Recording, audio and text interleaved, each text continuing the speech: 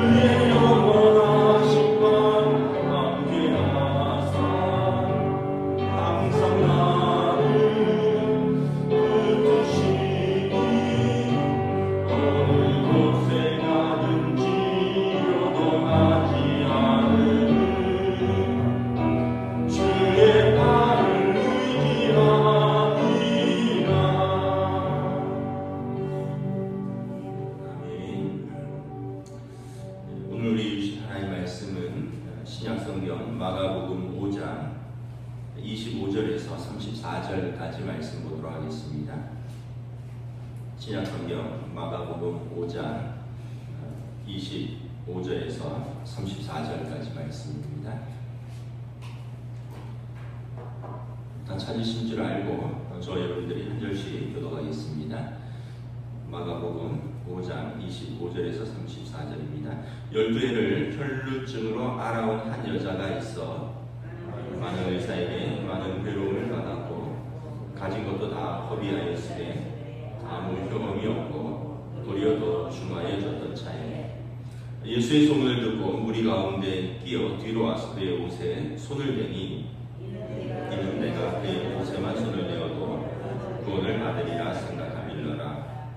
이에 그의 혈루 근원이 곧 마름에 병이 나은 줄을 몸에 깨달으리라. 예수께서 그 능력이 자기에게서 나아갈 줄을 곧 아시고 무리 가운데서 돌이켜 말씀하시되 누가 내 옷에 손을 대었느냐 하시니 제자들이 여짜오되 무리가 애워싸 미는 것을 보시며 누가 내게 손을 대었느냐 물으시나이까 하되 예수께서 이 일을 행한 여자를 보려고 둘러보시니 여자가 자기에게 이루어진 일을 알고 두려워하여 떨며 와서 그 앞에 엎드려 모든 사실을 여쭈니 예수께서 이르시되 딸아 내 믿음이 너를 구원하였으니 평안히 가라 내 병에서 놓여 건강할지어다.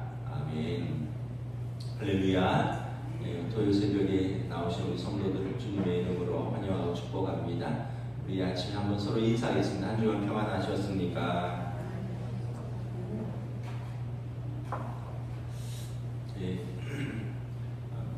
광고를 하나 드리도록 하겠습니다. 고 유한걸 안수 집사님 오늘 장례식이 있는데요. 발인예배는 병원 장례식장에서 12시 30분입니다. 교회에서는 11시 10분에 출발하도록 하겠습니다. 차가 2대 갈 예정인데 한 대는 교회로 돌아오고요. 교회 차는 이제 그 벽제 승하원까지 가서 화장 예배까지 드릴 예정입니다. 참고하시면 되겠습니다. 교회에서 11시 10분에 출발하도록 하겠습니다. 오늘 말씀은 우리가 잘 아는 내용입니다. 12해를 혈루증으로 앓는 한 여인이 예수님의 옷자락에 만지고 병이 나은 사건입니다. 우리 여인의 형편이 어떤가? 우리 다시 한번 25절 함께 읽도록 하겠습니다. 시작. 12해를 혈루증으로 앓아온 한 여자가 있어. 한 여인이 혈루증이라는 병을 12년째 앓고 있습니다. 혈루증은 영어 성경에 보니까 bleeding이라고 되어 있고 또 다른 복음서에는 유출병이라고도 되어 있고요. 우리로 말하면 요즘으로 말하면 어떤 이유를 알 수 없는 어떤 이걸로 인해서 자궁 출혈이 있는 것입니다. 부인병이죠. 요즘은 현대의학이 발달해서 치료가 가능한 병이지만 그 당시에는 의술이 발달하지 않았으니까 이유 없는 피 흘림은 두려운 병이었습니다. 예수님 시대에 또 구약 시대에도 그렇고 피는 생명과 관계가 있습니다. 제사를 드릴 때 어린 양을 잡아서 피를 흘리죠. 어린 양의 피 흘림은 그 제물을 가져온 사람의 죄값, 그 생명을 대신하는 피 흘림입니다. 그래서 그 피는 생명입니다. 그래서 일상생활에서 이유 없이 피 흘리면 이것은 잘못된 것이나 부정한 것으로 간주되었습니다. 이런 제사 때에 그런 대속의 피 흘림이 없이 일상생활에서 피 흘림이 있으면 이것은 부정한 것이었다는 거죠. 레위기 15장 정결법에 보면 유출병이라 그러죠. 피 흘리는 것은 그도 부정하거니와 그와 접촉한 사람도 부정해집니다. 그리고 그 피 흘린 사람이 접촉한 물건도 부정해져서 정결법의 예식을 따라서 깨끗게 해야 합니다. 그래서 우리가 잘 아는 선한 사마리아인의 비유에서 레위인과 제사장이 그 강도 만나서 거반 죽어가는 사람을 피하여 간 것이 뭐 두 가지 의미가 있겠죠. 하나는 냉정하고 자신도 피해를 당할까 두려운 마음이 있었을 것이고, 또 하나는 강도 만난 자가 피 흘렸을 거 아니에요. 그래서 그를 도와주다가 자기가 부정해져서 자기의 성전 출입이 일정 기간 제한이 되는 것입니다. 그래서 제사장이나 레위인들은 어떤 순서에 따라서 성전에 들어가는 순서가 있는데, 절차가 있는데, 자기 순서에 성전 출입을 못할 수도 있기 때문에 그 피 흘림에 접촉하지 않으려는 그런 행위로도 이해를 해줄 수 있습니다. 이제 이 혈루병을 앓는 이 여인은 그래서 부정해지기 때문에 다른 사람과 격리되어야 합니다. 그리고 가족과도 격리되어야 합니다. 그래서 어떤 면에서 보면 문둥병과 같이 부정하다 여겨지고 격리되어야 하는 그런 육체적인 질병뿐만 아니라 관계적으로도 단절되고 마음으로도 심한 어떤 상처와 고통을 겪는 그런 병이었던 것입니다. 오늘 본문에 보면 12년이라고 말을 합니다. 여러분 12년은 얼마나 긴 시간입니까? 여러분 고통 속에서 12일도 긴데 12달은 얼마나 길까요? 12년은 얼마나 길겠습니까? 충분히 지치고 낙심하고 포기할 만한 시간입니다. 10년이면 뭐 강산이 한번 변한다는데 그 긴 시간 동안 얼마나 낙심했을까? 얼마나 절망했을까? 얼마나 고통받았을까를 우리가 잠시 미루어 짐작을 해볼 수 있습니다. 가족들은 어땠을까요? 가족들도 여러분 가족 중에 10년 이상 병치레를 중한 병치레를 하는 가족이 있으면 여러분 얼마나 지치고 얼마나 힘들고 마음과 시간과 또 재산과 그 감정적 소모가 어마어마하다는 것을 우리가 잘 알고 있습니다. 그러니까 이 여인도 그 가족들도 다 고통받고 있었던 것입니다. 26절에 보면 그녀는 병을 고치기 위해서 많은 의원들을 찾아다녔습니다. 그런데 병이 낫기는커녕 오히려 더 병이 중해졌다라고 기록하고 있습니다. 아마도 뭐 그때 이 병원, 저 병원, 이 의원, 저 의원, 또 이런 약을 써보자, 저런 약을 써보자, 이런 방법을 해보자, 저런 방법을 해보자. 저는 뭐 병원에 그때 맹장 터져서 한번 간 거에는 특별히 병원 다닌 적이 없는데 병원을 이렇게 다니시는 분들 보면 가면 피검사 하죠, 엑스레이 하죠, CT 하죠, 뭐 MRI 하죠.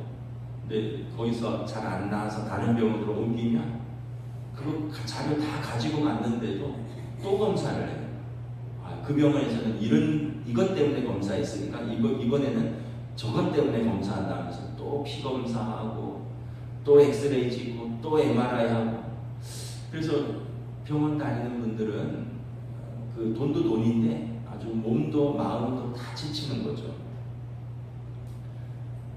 오래전 신문에 난 기사입니다. 아픈 딸을 둔 부모가 있었는데 어떤 무당이 그걸 알았어요. 그래서 96년부터 2001년까지 2011년까지 15년 동안 51차례나 구술하라고 해서 이 집의 재산 12억 3,200만 원을 갈취했다라고 합니다.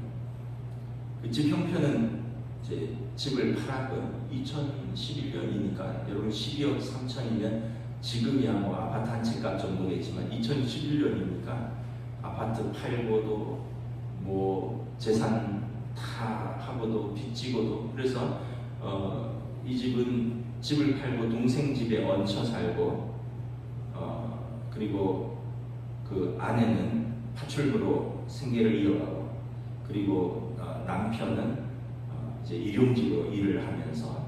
근데 딸은 어떻게 됐느냐? 나았느냐? 더 중해졌다는 거예요. 근데 그 무당의 형편은 어떻게 됐습니까? 새 집을 샀고 고급 승용차를 외제 승용차를 사서 부부가 각각 굴리고 다니다가 이제 잡힌 사건입니다. 그러면 우리가 생각할 때 그 부부가 무식해서 그랬느냐?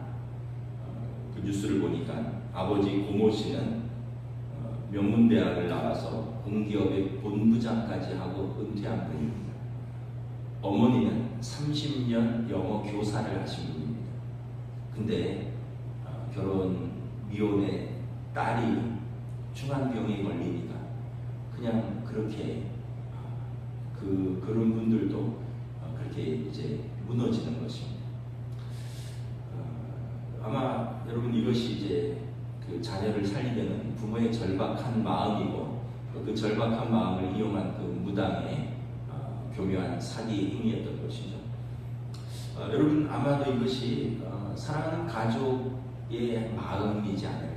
혈류병 여인의 병을 고치려고 온 가족이 아마 이렇게 애쓰며 고생하지 않았겠습니까? 여러분 우리도 뭐 상황은 다를지 모르지만 때로는 때로는 우리 가족이 이렇게 사방으로 애워싸움을 당하는 어려운 때가 있을 수도 있습니다. 육체적으로 또는 감정적으로 때로는 이렇게 물질적으로 때로는 어떤 관계적으로 다 막히고 무너지고 우겨쌈을 당하고 희망이 끊어질 것 같은 그런 절박한 상황에 놓일 때가 있습니다. 누구도 여러분 예외일 수는 없습니다. 경우는 좀 다르지만 어떤 분은 이런 일로 어떤 분은 저런 일로 다 각자에게 무거운 짐이 있는 것입니다. 자, 이 여인이 어떻게 병을 고침을 받았습니까? 우리 27절 한번 공동하도록 하겠습니다. 시작. 예수의 소문을 듣고 무리 가운데 뛰어 뒤로 와서 그의 옷에 손을 대니 예수의 소문을 들었습니다. 여러분 믿음은 들음에서 붙어입니다. 21절에 보면 예수께서 배를 타고 거라사 지방에서 갈릴리로 건너오셨습니다. 그리고 갈릴리에는 많은 사람들이 그 건너편에서 있었던 예수님의 기적과 이적에 대해서 들었습니다.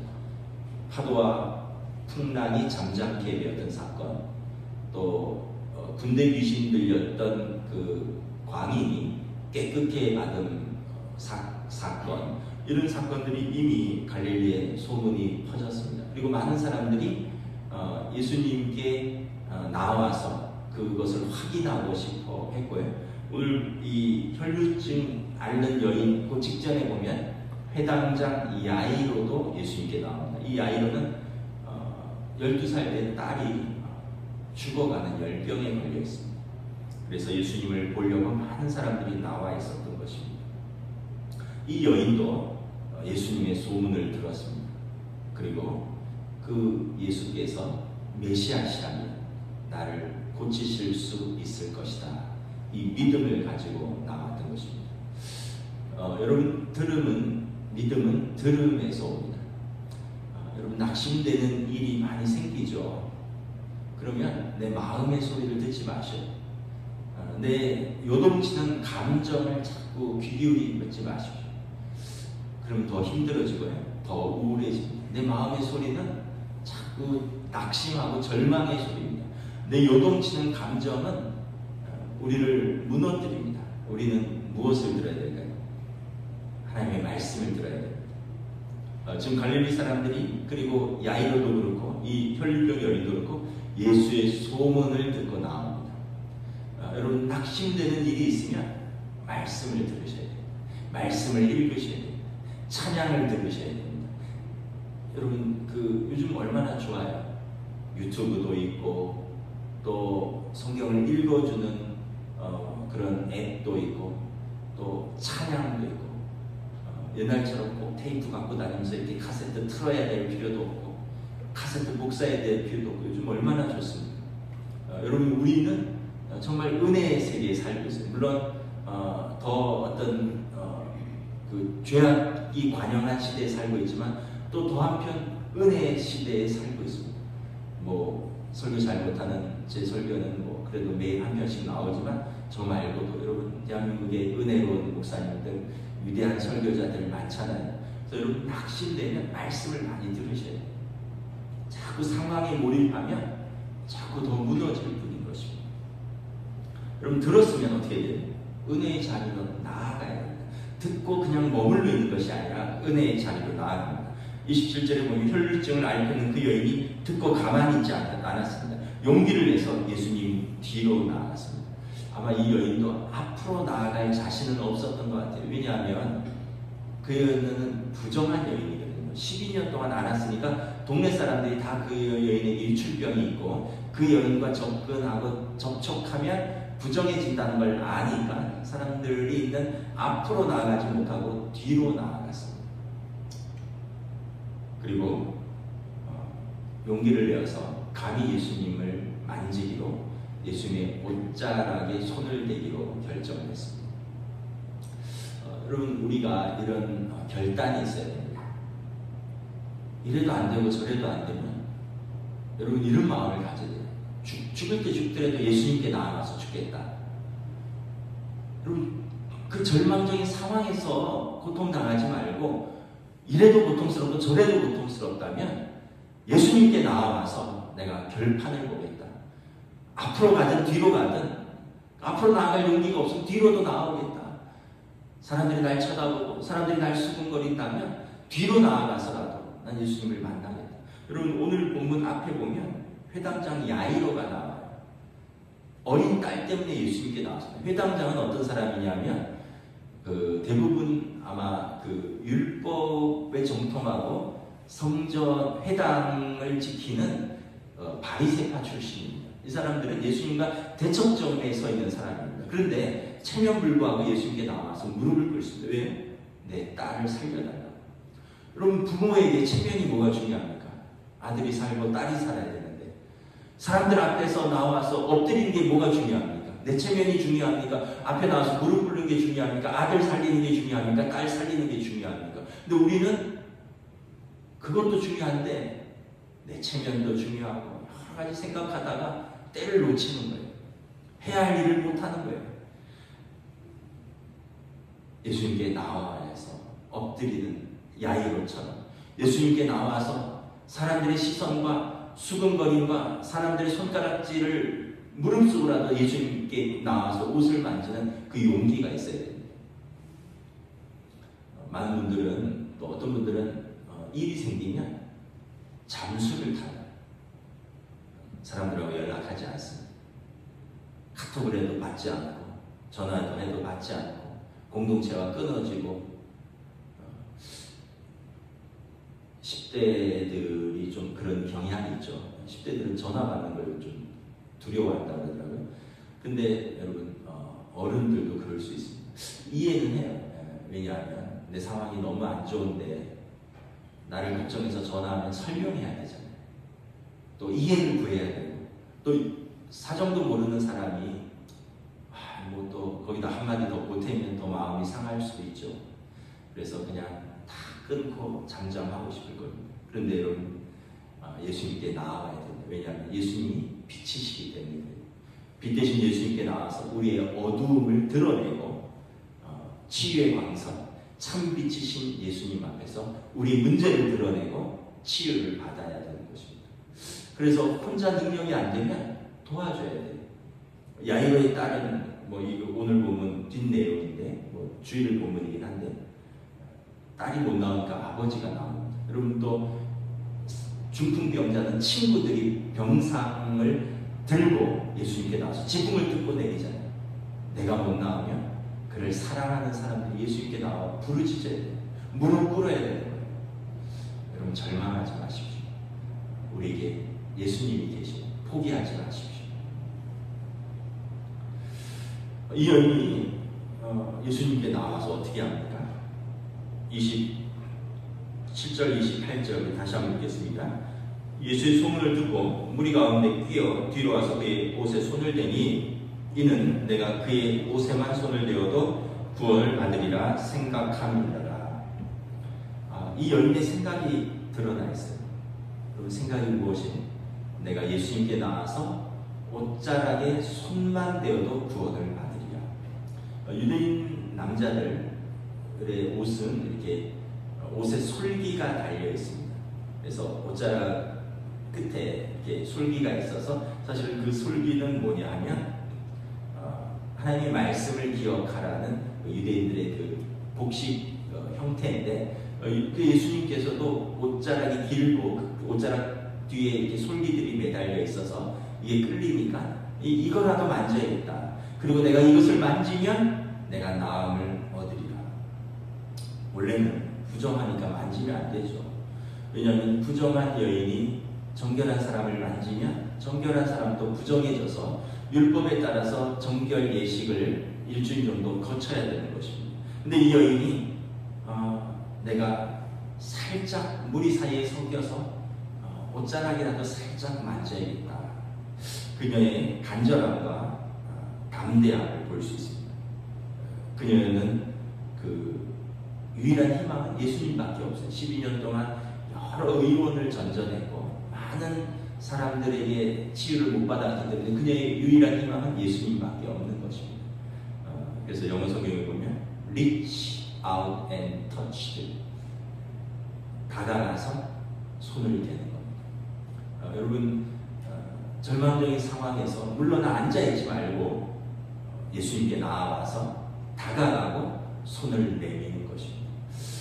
여러분, 문제가 즉시 해결될 수도 있고요, 즉시 해결 안 될 수도 있어요. 그런데 여러분, 우리가 예수님께 나아오면 예수님께서 우리에게 은혜를 베푸십니다. 우리는 그 문제를 이겨나갈 수 있는 힘을 주셔요. 여러분, 우리 혼자서 감당하면 힘을 어디서 얻겠어요?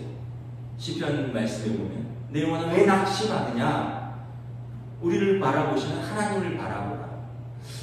여러분, 우리 자신만 바라보면 낙심할 수밖에 없어요. 그런데 우리가 예수님께 나아오면 여러분, 그 문제를 이길 수 있는 힘도 주시고요, 때로는 당장 해결은 안 돼도 견딜 수 있는 힘을 주시고요, 그리고 포기하지 않고 완전히 놓지 않고 인내할 수 있는 힘을 주십니다. 여러분, 이것이 예수님께 나아가는 이유인 것입니다. 여러분, 욥이 그랬고, 다윗이 그랬고, 요셉이 그랬고, 아브라함이 그랬고, 많은 야곱이 그랬고, 많은 분들이 당장 해결이 된 것도 있지만 해결이 안 됐지만 예수님께 나와서 인내하는 것을 배우고, 예수님께 나와서 그리고 소망을 바라보는 것을 배우고, 예수님께 나와서 하나님께 나와서 그리고 이것과 싸울 수 있는 힘을 얻은 것이죠. 근데 나오지 않으면 인내할 수 있는 힘도, 소망을 바라볼 수 있는 힘도, 싸울 수 있는 힘도 못 얻는 것입니다. 오늘 이 여인은 용기 있는 여인이었고 믿음이 있는 여인이었습니다. 29절 공동하도록 하겠습니다. 시작. 이에 그의 혈루 근원이 곧 마름에 병이 나은 줄을 몸에 깨달으며, 그녀의 믿음대로 예수님의 옷자락을 만진 순간 그녀의 혈루병이 유출이 멈췄는데, 여기 보면 근원이 말라버렸다. 일시적으로 멈춘 게 아니라 유출의 근원이 멈췄다는 거죠. 여러분, 그 여인이 좀 능력을 세게 얻으려고 가서 예수님 옷자락 만지려다 몸이라도 만졌을까요? 아니면 옷자락을 세게 당겼을까요? 저는 그렇다고 생각하지 않습니다. 어찌됐건 예수님께 척척이라도 하자. 살짝 닿았을 수도 있고요, 조금 더 세게 닿았을 수도 있죠. 중요한 것은 뭐냐면 용기를 내어서 예수님께 나아보시고 믿음으로 예수님을 만진 것입니다. 그리고 그녀의 들음이 믿음으로, 그리고 그녀의 믿음의 선택이, 결단이 그녀의 구원으로 이룬 것입니다. 근데 예수님의 반응이 그녀를 당황케 합니다. 예수님께서 뭐라 하시죠? 30절 함께 읽도록 하겠습니다. 시작. 예수께서 그 능력이 자기에게서 나간 줄을 곧 아시고 무리 가운데 돌이켜 말씀하시되 누가 내 옷에 손을 대었느냐 하시니, 예수님께서 질문하시는 거예요. 누가 내 옷에 손을 대었느냐. 아까 유대인 남자들의 옷은 그 원피스 같이 그냥 긴 망토 같은 거에 허리띠를 두른 것이라 그랬죠. 그리고 그 옷 귀퉁이에 솔기를 달아서 아마 그것이 누군가에게 접촉되었다라는 것입니다. 근데 예수님께서 아시는 거예요. 능력이 근원이 나간 것을 아시고 누가 내 옷에 손을 대었느냐, 누가 내 몸에 손을 대었느냐? 31절에 제자들이 대답합니다. 주여, 무리가 많고 밀려들어서 미나이다. 지금 우리가 에워싸 미는 것을 보시지 않습니까? 지금 이 상황에서 누가 나를 밀었느냐라고 물으시면 그거 어떻게 합니까? 여러분, 그 무슨 뉴스 같은 데 보면 정치 지도자들, 요즘 병원들이 에워싸 있기는 하지만 막 가서 사진도 찍고 밀면서 부딪히기도 하고. 그런데 예수님도 여러분 갈릴리에서 스타였어요. 예수님께 다가와서 말씀을 들으려고 또는 부탁을 하려고 많은 사람들이 에워싸서, 지금 야이로의 집에 그 딸을 고치러 가는 중에 사람들이 막 에워싸서 가는 중에 그 여인도 뒤에 와서 살짝 만진 것이거든요. 제자들이 그런 거예요. 예수님, 여기서 어떻게 누가 옷을 만졌다고 그걸 찾아낼 수 있습니까? 또 한편으로는 이럴 수도 있잖아요. 예수님 성격 까칠하시네. 그런데 예수님께서 그걸 아시는, 예수님의 의도는 뭡니까? 30절에 보면 능력이 자기에게서 나간 줄을 아셨다는 말입니다. 여러분, 아신다라는 표현이 중요합니다. 아신다. 예수님께서 수많은 무리 가운데 있지만 자기에게 필요한 사람, 자기의 능력, 당신의 은혜가 필요한 사람이 아신다는 것입니다. 예수님이 모르는 상태에서 능력이 나갈 수 없습니다. 예수님이 허락하시지 않으면 능력이 나갈 수가 없습니다. 예수님이 아시지 않으면 그녀가 치유될 수 없습니다. 여러분, 다 털어내놓고 말할 수 없죠. 그런데 예수님은 아셔요. 우리의 문제도 아시고, 우리의 답답한 상황도 아시고, 우리의 문제의 해결법도 아십니다. 굳이 사람에게 다 말씀 안 하셔도 돼요. 또 우리는 이렇게 생각할 수도 있습니다. 세계 인구가 80억인데 그 중에 한 40%는 예수를 믿는다 치면 84, 32억, 30억 이상이 예수님을 이렇게 맨날 기도할 텐데 내 기도까지 예수님이 아실까? 내 기도까지, 나까지 기도해서 예수님을 번거롭게 해드릴 필요가 있을까? 근데 여러분, 예수님이 다 아신다는 것입니다.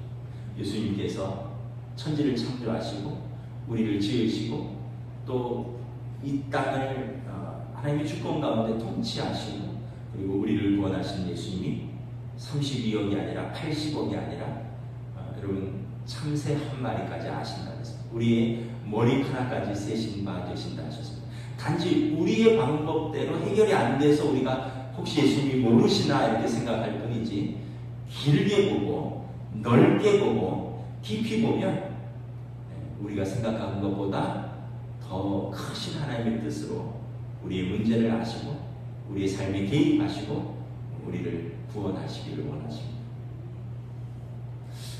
예수님께서 누가 나를 만졌느냐라는 것은, 예수님의 의도는 뭐냐면 수많은 사람들에게 한 것이 아니라 제자들에게 누가 나를 만졌는지 찾아봐라 한 것이 아니라 그 여인에게 한 말씀입니다.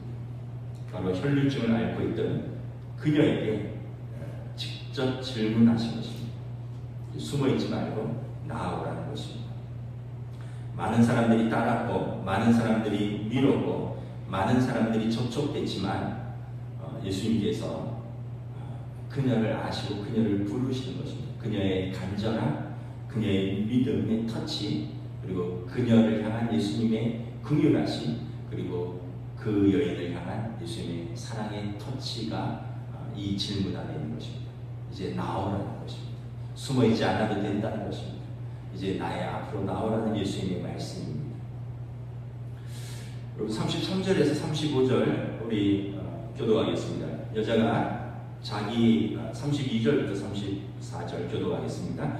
예수께서 이 일 행한 여자를 보려고 둘러보시니 여자가 자기에게 이루어진 일을 알고 두려워 떨며 와서 그 앞에 엎드려 모든 사실을 여쭈니 함께 읽습니다. 예수께서 이르시되 딸아, 내 믿음이 너를 구원하였으니 평안히 가라. 내 병에서 놓여 건강할지어다. 예수님께서 그녀를 아시고 그녀에게 시선을 향하십니다. 그녀를 향하여 둘러보시고 그녀와 눈이 마주칩니다.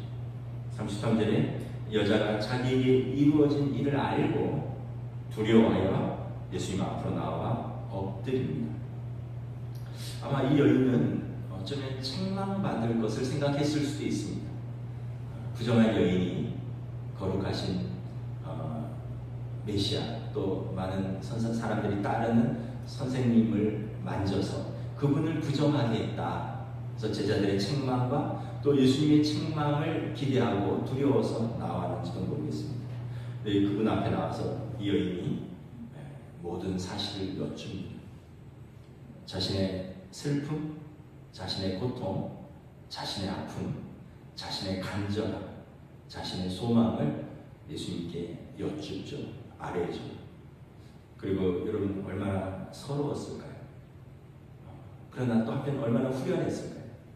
예수님 앞에서 자기 혈루의 근원이 맑은 것을 알았고, 그리고 이제는 여한이 없는 거죠. 예수님께서 어떤 책망을 하시더라도, 무슨 소리를 하더라도 나는 들을 수 있다.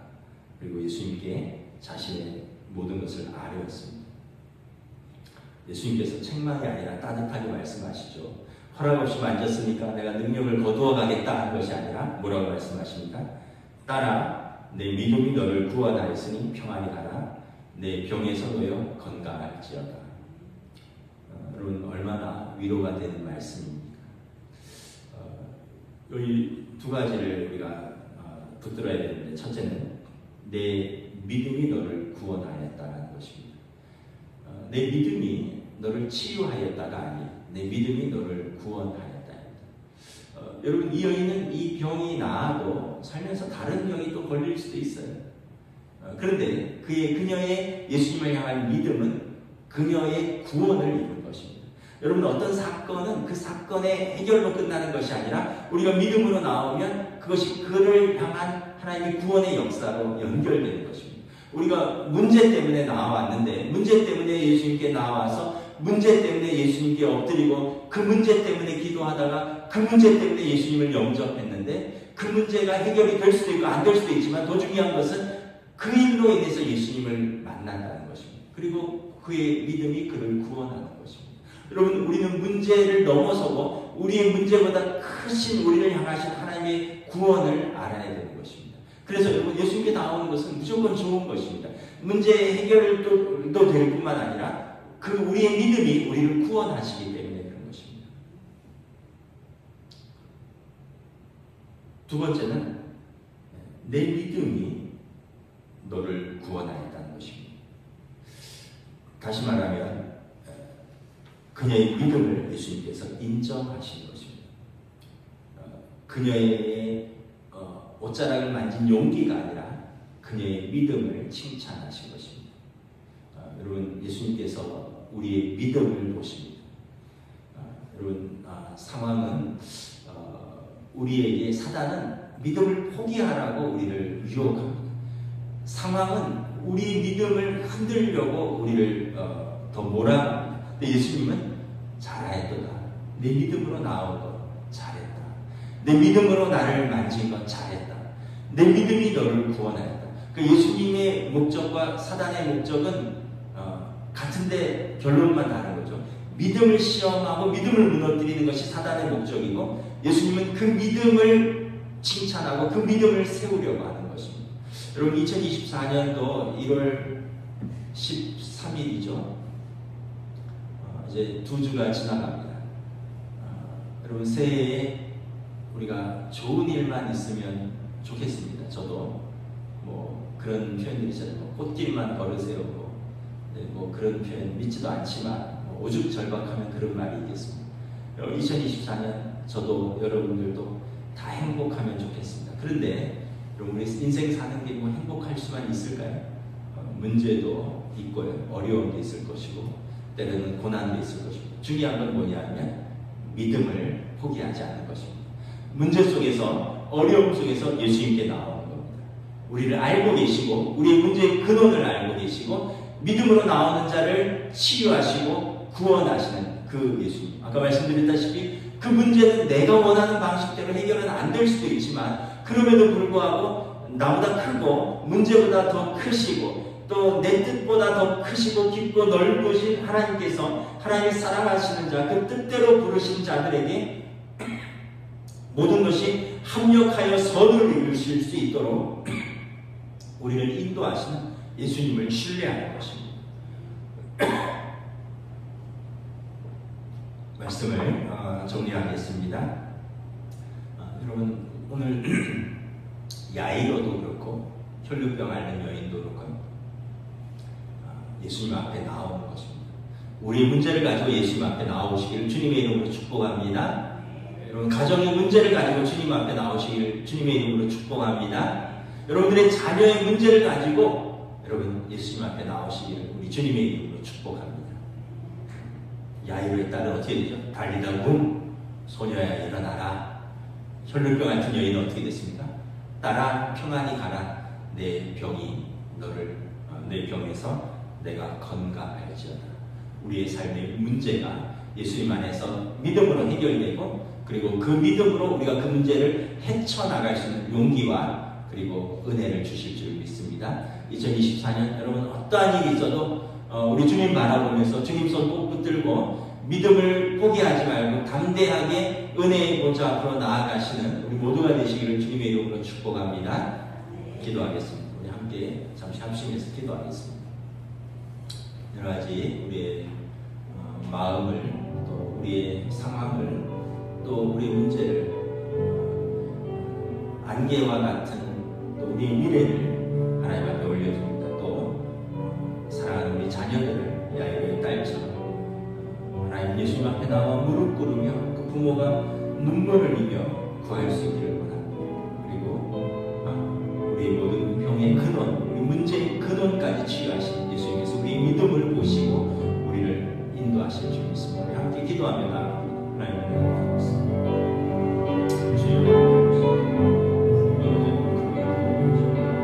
주의 백성들을 불쌍히 여기시고 우리 문제 가운데 주님 앞에 나와서 믿음을 지켜주시옵소서.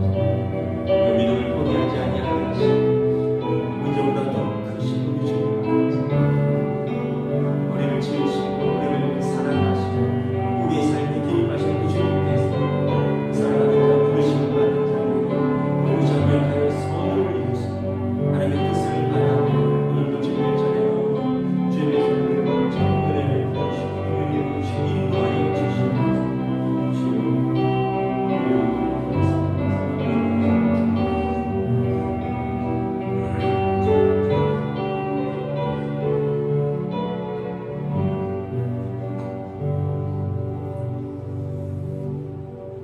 하나님 아버지 감사합니다. 오늘도 주님의 은혜의 보좌 앞으로 또 우리가 말씀 앞에 또 기도의 자리로 나아왔습니다.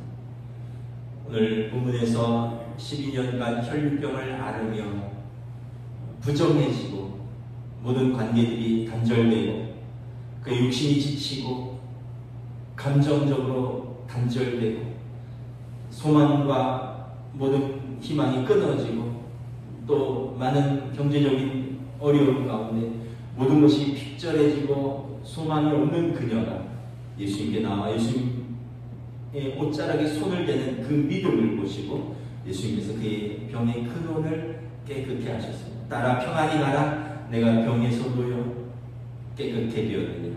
딸아 내 믿음이 너를 구원하였노라. 예수님께서 말씀하셨습니다. 2024년이 시작되었습니다. 우리가 새해에 더 새로운 기대로 나아옵니다. 여러 가지 소망들도 있습니다. 그러나 때로는 우리가 예상치 못했던 어려움들도 또 고난도 있을 것입니다. 그러나 우리에게 이 믿음을 더하여 주시옵소서. 혈루병 여인이 가졌던 이 믿음, 또 회당장 야이로가 가졌던 이 믿음, 나의 문제, 내 자녀의 문제, 우리 가정의 문제, 우리 삶의 문제, 우리 구원의 문제, 하나님의 아들이신 예수님께 나오면 우리의 대제사장 되시며 그리고 우리를 친히 우리의 삶의 모든 문제를 체휼하셨고 그래서 은혜의 보좌 앞으로 담대히 우리가 나아갈 때 때를 따라 도우시는 그 은혜의 주님께서 우리를 부르시고 우리를 사랑하시고 우리의 삶에 개입하시고 그리고 모든 것이 합력하여 선을 이룰 수 있도록 당신의 자녀들을 인도하시는 하나님 아버지 앞에 나아가는 저희들이 될 수 있기를 원합니다. 올 한 해 어떤 일이 있어도 믿음을 포기하지 아니하게 하시고, 어떤 문제가 있어도 예수님만 바라보게 하시고, 어떠한 문제 속에서도 하나님에 대한 그 믿음으로 담대히 은혜의 보좌 앞으로 믿음의 발자국을 걸어나갈 수 있는 사랑하는 우리 성도들로 인도하여 주시옵소서. 우리를 구원하시는 우리 주 예수 그리스도의 이름으로 기도드리옵나이다. 아멘.